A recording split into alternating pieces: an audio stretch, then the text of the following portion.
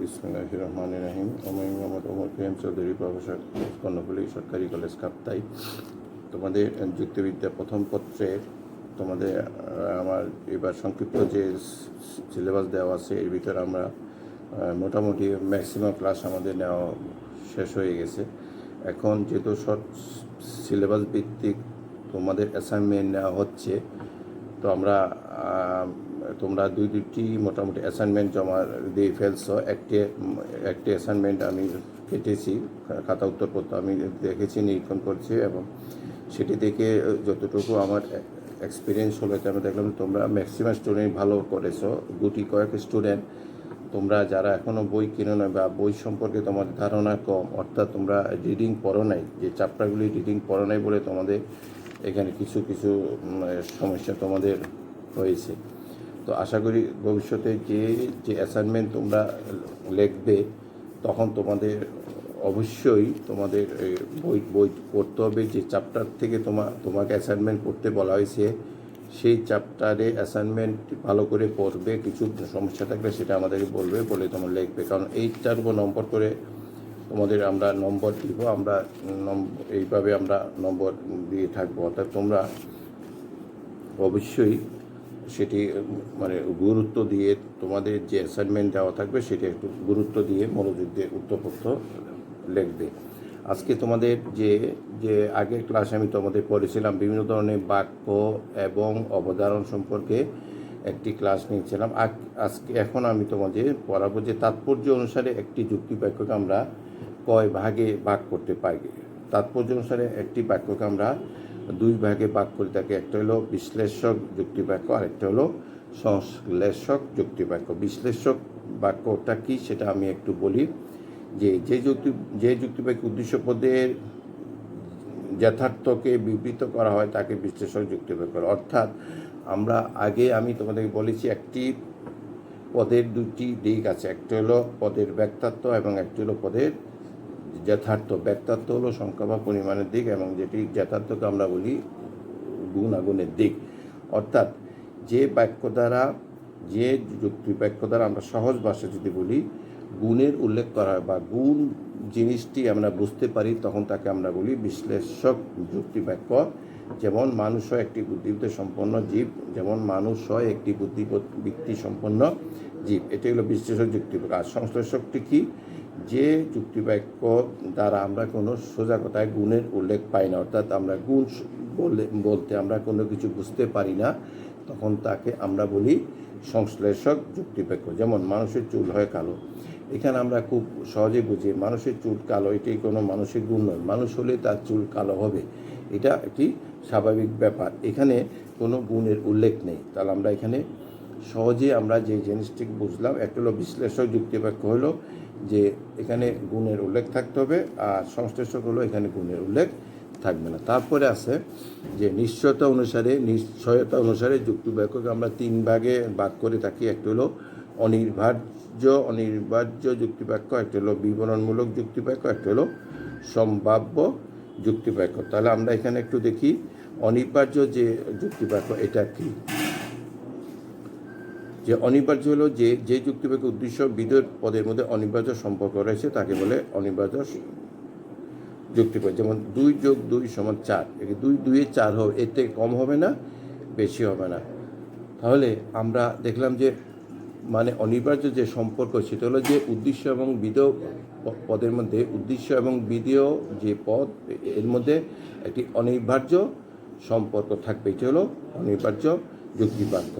আর বিবরণিক বাক্য হলো যে যুক্তিবাক্য উদ্দেশ্য বিধেয় সম্পর্ক বাস্তব অভিজ্ঞতার উপর নির্ভরশীল তাকে বলা হয় বিবরণিক যুক্তিবাক্য। অর্থাৎ আমাদের উদ্দেশ্য বিধেয় যে সম্পর্ক এটা হবে বাস্তব অভিজ্ঞতার উপর নির্ভরশীল, অর্থাৎ বাস্তব অভিজ্ঞতার ভিত্তিতে আমরা একে চিহ্নিত করে থাকি, তখন তাকে আমরা বলবো বিবরণিক যুক্তিবাক্য।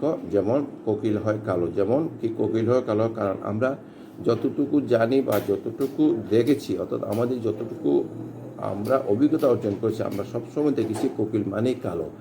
অর্থাৎ এটা হলো আমাদের বাস্তব একটি এক্সপিরিয়েন্স, একটি অভিজ্ঞতা।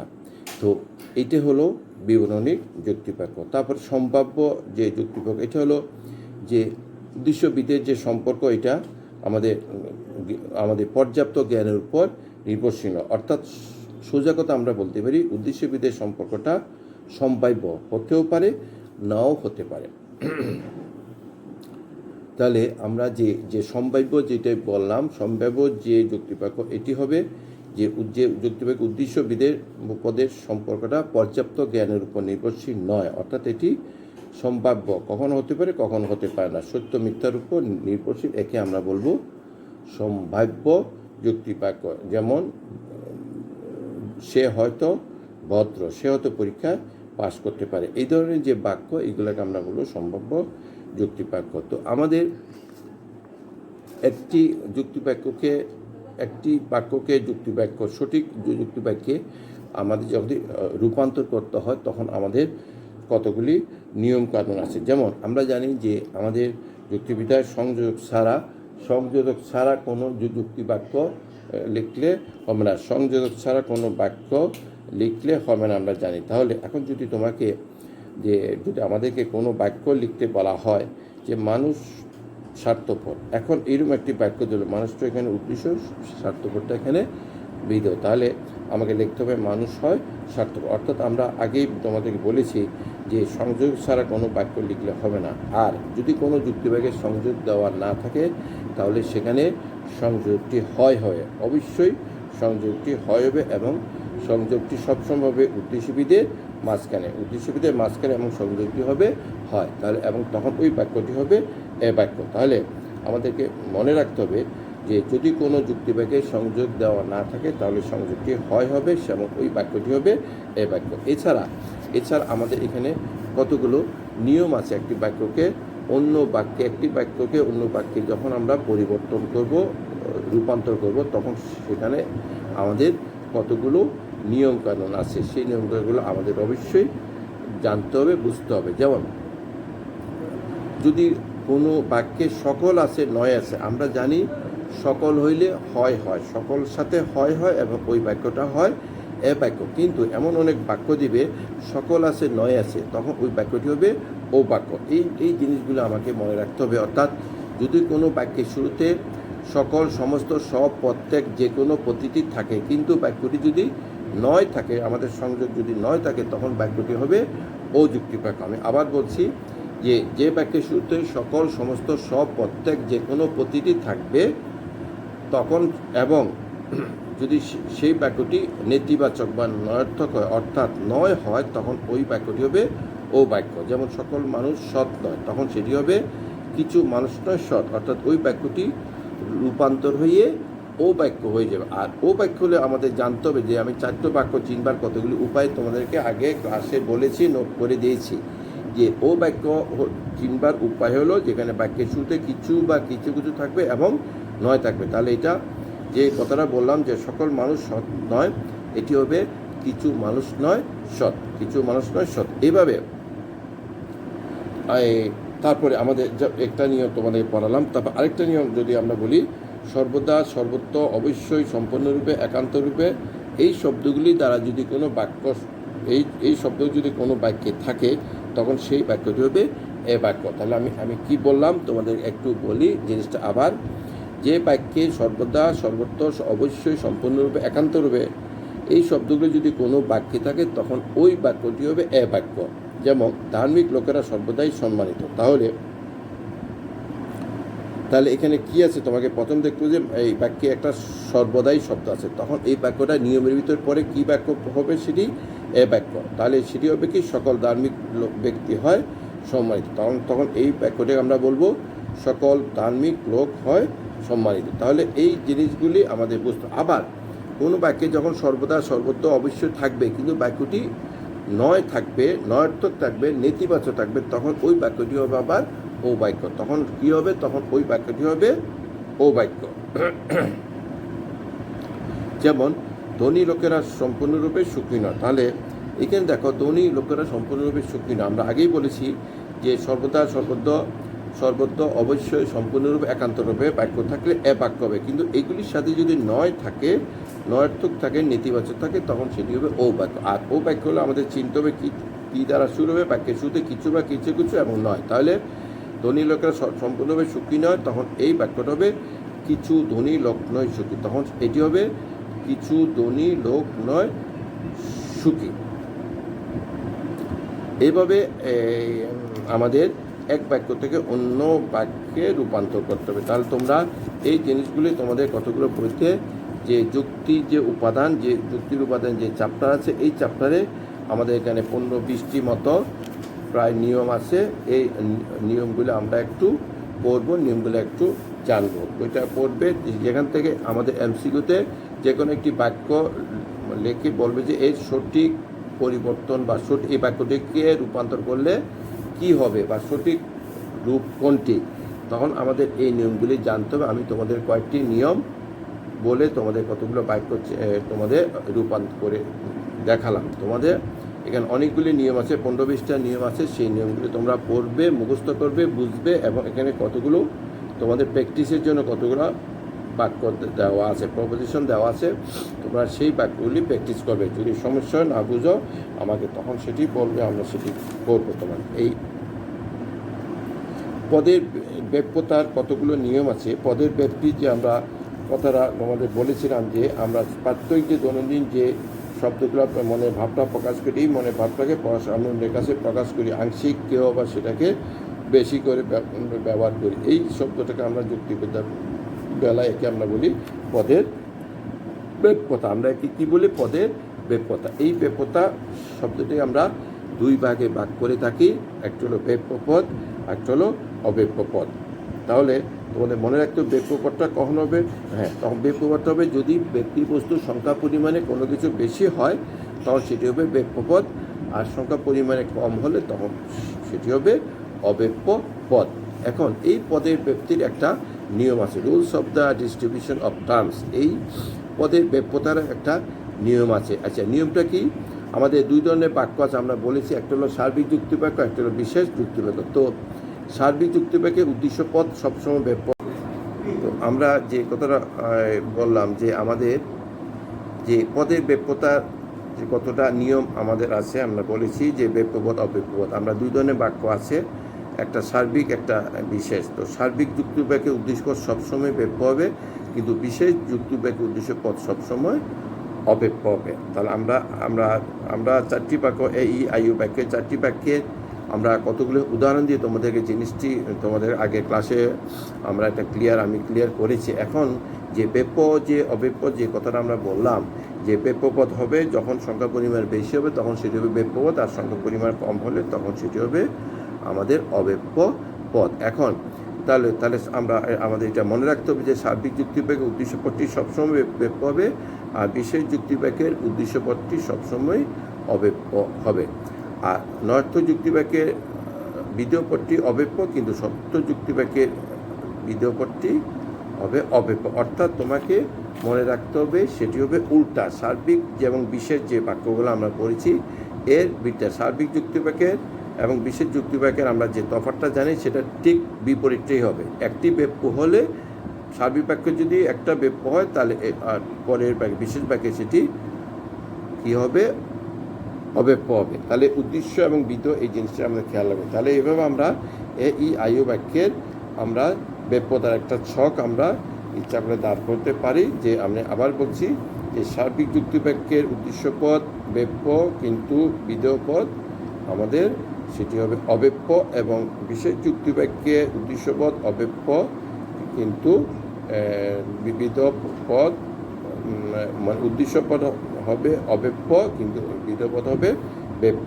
তাহলে এটা আমরা দেখছি, চারটি উদ্দেশ্যপদ, চারটি বিধেয়পদ, এবারে চারটি ব্যাপ্য হবে এবং চারটি পদ আমাদের অব্যাপ্য হবে। এখন আমরা এই যে ASEBINOP এটা প্রশ্ন পরীক্ষায় আমাদের থাকে যে এটি সুইনবার্ন একজন যুক্তিবিদ, সুইনবার্ন একজন যুক্তিবিদ আছে, উনি একটি সূত্রের সাহায্যে একে বিভিন্ন প্রকার যুক্তিবাক্যের মধ্যে একটি সম্পর্ক সহজে মনে রাখার জন্য এটি একটি কৌশল আবিষ্কার করেছেন, যাকে আমরা বলি ASEBINOP। এর অর্থ নিম্নরূপ। এস মানে যুক্তিবাক্য সাবজেক্ট বা উদ্দেশ্যকে ব্যক্ত করে, ইবি মানে ই যুক্তিবাক্য বোধ অর্থাৎ উদ্দেশ্য বিধকে ব্যক্ত করে, আইএন মানে আই যুক্তিবাক্য নান অর্থাৎ উদ্দেশ্য বিধক কোনটাকে ব্যক্ত করে না, ও বি মানে ও যুক্তিবাক্য প্রেডিকেট বা বিধকে ব্যক্ত করে। অর্থাৎ সূত্র মতে আমরা বলি এ হলো ডিস্ট্রিবিউটস সাবজেক্ট অনলি, ইতে বলবো distributes both subject and predicate, I distributes none, O হবে ডিস্ট্রিবিউটস প্রেডিকেট অনলি। তাহলে উপরে যুক্তিবাক্যটা আমরা যদি সংক্ষিপ্ত করি, A subject, E both, I হবে নান, ও হবে প্রেডিকেট অর্থাৎ A S E B I N O P.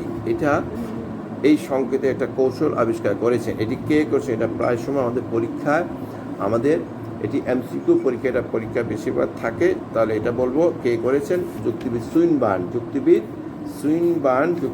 Swinburne এটি করেছেন আমাদের। কেমন? এটি যুক্তিবিদ সুইনবার্ন এই কৌশলটি আবিষ্কার করেছেন। যাক, আমরা এই যুক্তির যে উপাদান, এই উপাদানের আমরা মোটামুটি এখানে শেষ করে ফেললাম। তোমরা এই চ্যাপ্টারে কতগুলো এমসিকিউ আছে সেগুলি আমরা একটু দেবে। আমি কতগুলো এমসিকিউ তোমরা খাতায় নোট করো, আমি তবে উত্তর সব বলে দিই। 4টি অপশানের ভিতরে যে টার্ম শব্দটি কোন শব্দ থেকে উৎপত্তি হয়েছে, এটি হয়েছে আমাদের 4টা শব্দ আছে, টার্মিনেট, টার্মিনাস, টার্মিট এবং টার্মিনাল। তাহলে তোমরা এটি সাধারণত এই প্রশ্নটা ঢাকা বোর্ড আসছে 2016 সালে। তো টার্ম শব্দটি কোন শব্দ থেকে উৎপত্তি হয়েছে? এটা টার্মিনাস শব্দ থেকে উৎপত্তি হয়েছে, টার্মিনাস। তারপরে তোমার আছে যেমন টার্ম শব্দটি কোন ভাষার শব্দ থেকে উদ্ভূত? Greek, Latin, Roman, Spanish. এটি কি ল্যাটিন শব্দ? এটি একটি ল্যাটিন শব্দ থেকে এটা উৎপত্তি হয়েছে। তারপরে আছে তোমার ল্যাটিন শব্দ টার্মিনাসের অর্থ কী? ল্যাটিন শব্দ টার্মিনাসের অর্থ কী? তাহলে এটা মনে রাখতে হবে যে ল্যাটিন শব্দ টার্মিনাসের অর্থ হলো প্রান্ত বা সীমা, প্রান্ত, কিনারা বা সীমা। তাহলে ল্যাটিন শব্দ টার্মিনাসের অর্থ কী? এটা পরীক্ষা আসলে উত্তরটা হবে প্রান্ত, সীমা বা কিনারা। পদের ইংলিশ প্রতিশব্দ কোনটি? এটা হচ্ছে দিনাজপুর বোর্ড 2016। পদের ইংরেজি প্রতিশব্দ কোনটি? উত্তর হবে টার্ম, TERM। বানানটা একটু মনে রাখতে হবে, TERM, টার্ম শব্দ ইংরেজি প্রতিশব্দ। যাই হোক, এখানে আমাদের বিভিন্ন বোর্ডে যে জিনিসটুকু আমাদের আছে, আমাদের যেমন একটা ঢাকা বোর্ড 2016-তে আসছে যে আবর্তনে আশ্রবাক্যকে কী বলা হয়? আবর্তনে আশ্রবাক্যকে কী বলা হয়? এটিকে আশ্রবাক্যকে। তাহলে একে উত্তর দেওয়া আছে, যেমন আমরা একটু দেখি, আবর্তনীয়, আবর্তিত, প্রতিবর্তনীয়, প্রতিবর্তিত। তাহলে উত্তরটা হবে আবর্তনীয়। আর আবর্তনের সিদ্ধান্ত কী বলা হয় যদি থাকে, তখন সেটি হবে আবর্তিত। আমাদের মনে রাখতে হবে, আমরা যে কোনো যুক্তির বেলায় যখন আর্গুমেন্ট দেব তাকে আমরা বলবো আশ্রবাক্য এবং সিদ্ধান্ত, অর্থাৎ প্রেমিজেস এবং কনক্লুশন। কিন্তু আবর্তন প্রতিবর্তন আমরা যখন বলবো, আবর্তন এবং প্রতিবর্তন যখন বলবো, তখন তাকে আমরা আবর্তনীয় এবং আবর্তিত আমরা বলবো না। তাহলে আমরা তখন আশ্রবাক্য সিদ্ধান্ত বলবো না, তখন তাকে আমরা বলবো আবর্তনীয় এবং আবর্তিত। আর যখন আমরা প্রতিবর্তন বলবো, তখন একে বলবো আশ্রবাক্যকে বলবো আমরা প্রতিবর্তনীয় এবং সিদ্ধান্তকে আমরা বলবো প্রতিবর্তিত। এভাবে আমরা এই আবর্তন এবং আশ্রবাক্য এবং সিদ্ধান্তকে এভাবে আমরা চিহ্নিত করব। তোমরা যাদের বই আছে দেখো, এখানে অনেকগুলো আমাদের বোর্ড কোয়েশ্চেন এখানে দেওয়া আছে। যেমন কোন বাক্যের আবর্তন সম্ভব নয়? আমরা জানি আমাদের 4টি বাক্যের এই বাক্যের আমরা জানি আবর্তনের 4টি নিয়ম আছে। যে চতুর্থ যে নিয়ম সেটি হলো যে পদ আশ্রবাক্যে বেপন হয় সেই পদ সিদ্ধান্তে বেপ হতে পারবে না। তাহলে আমরা যে এভাবে এ, ই, আই, ও 4টি বাক্য আমরা আবর্তন করে লাস্টে যে ও বাক্য, আমরা এখানে দেখি যে ও বাক্যের আবর্তন সম্ভব নয়। আমরা একটা উদাহরণ দিয়ে জিনিসটি একটু দেখেছিলাম যে ও বাক্যের উদ্দেশ্য পদটি অব্যপ্য, কিন্তু এটি সিদ্ধান্তে গিয়ে ব্যপ্য হয়ে যায়। যেমন কোনো মানুষ নয় সৎ, আমরা এটাকে যদি আবর্তন করি তাহলে এটা হবে কোনো সৎ নয় মানুষ। তাহলে এখানে আমরা জানি যে ও বাক্যের উদ্দেশ্য পদটি একটি অব্যপ্য যা সিদ্ধান্তে এসে ব্যপ্য হয়ে যায়। এটি আবর্তনের নিয়ম লঙ্ঘন করা। কারণ আবর্তনের নিয়ম ৪র্থ নিয়মে বলা হয়েছে যে কোনো পথ যে পথ আশ্রয়কে ব্যপ্য নয় সে পথ সিদ্ধান্তে ব্যপ্য হতে পারে না। তাহলে এই যে আমরা একটি যুক্তি দিলাম, একটি উদাহরণ দিলাম, এই উদাহরণে আশ্রয়কে উদ্দেশ্য করতে অব্যপ্য যা সিদ্ধান্ত থেকে ব্যপ্য হয়েছে, যা আবর্তনের নিয়মকে সরাসরি লঙ্ঘন করেছে। অতএব আমরা বলতে পারি ও বাক্যে আবর্তন সম্ভব নয়। তাহলে তোমাদের যে কথাটা বলছিলাম যে বিভিন্ন বোর্ড কোয়েশ্চেনগুলা তোমাদের যে প্রত্যেক চ্যাপ্টারের শেষে তোমাদের অনুশীলনীতে তোমাদের এমসিকিউ দেওয়া থাকবে, এবং এখানে বিভিন্ন বোর্ডের গত 15-16 সাল থেকে 2019 সাল পর্যন্ত আমাদের এখানে বোর্ড কোয়েশ্চেনগুলো দেওয়া আছে। তোমরা এইগুলো একটু প্র্যাকটিস করলে তোমাদের এখান থেকে তোমরা অনেক কিছু জানতে পারবে। তারপরে যেমন আমরা তাহলে এগুলো জানলে তোমাদের আমরা একটা, যেমন এখানে তোমাদের একটা দিনাজপুর বোর্ড 16 সালে আসছে, যথার্থ হলো পদের আবশ্যিক গুণ, অনাবশ্যক গুণ, সার্বিক গুণ, বিশেষ গুণ। যথার্থ হলো পদের একটি আবশ্যিক গুণ। তারপরে এবার ব্যাখ্যার্থ হলো পদের সংখ্যার দিক, ব্যক্তির দিক, গুণের দিক ইত্যাদি। তাহলে এই দুটোই আসছে দিনাজপুর বোর্ডে 16 সালে। এটা হবে ব্যাখ্যার্থ হলো পদের সংখ্যার দিক। তাহলে আমরা এভাবে আমরা প্রত্যেকটি চ্যাপ্টারে আমরা যে অনুশীলনী আছে এগুলি দেখবো, এবং বিভিন্ন যে বোর্ড কোয়েশ্চেন আছে, বিশেষ করে যে বোর্ড কোয়েশ্চেন এটি অবশ্যই আমাদের পড়তে হবে। তাহলে এই বোর্ড কোয়েশ্চেনগুলো পড়লে আমরা এখান থেকে অনেকগুলা মোটামুটি এমসিকিউ আমরা পেয়ে যাব। তাহলে তোমরা প্রত্যেকে এগুলো পড়বে। আমি তোমাদেরকে এই চ্যাপ্টারে যে যুক্তি যে উপাদান এটি তোমাদেরকে এখন আমি শেষ করে ফেললাম। তোমরা এই চ্যাপ্টারটা ভালো করে পড়বে। তোমাদের পরবর্তীতে যে অ্যাসাইনমেন্ট আমরা তোমরা দুইটি মোটামুটি অ্যাসাইনমেন্ট দিয়ে ফেলছ। তৃতীয় যে অ্যাসাইনমেন্টটি তোমাদের দিবে সেটি তোমরা খেয়াল রাখবে। তোমরা কলেজ পেজে যাবে, কলেজ পেজ দেখবে, সেখানে আমাদের কলেজ পেজে ওই যে অ্যাসাইনমেন্ট দেওয়া হবে সেটি দেওয়া থাকবে। তোমরা উত্তর লিখে কলেজে সুন্দরভাবে সঠিকভাবে লিখবে, যাতে ভুল না হয় সেদিকে আমাদের খেয়াল রাখবে।